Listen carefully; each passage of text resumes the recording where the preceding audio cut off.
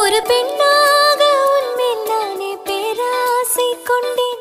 உன்னை முன்னாலே பார்க்கும் போது பேசாமல் நின்றேன். எதற்காக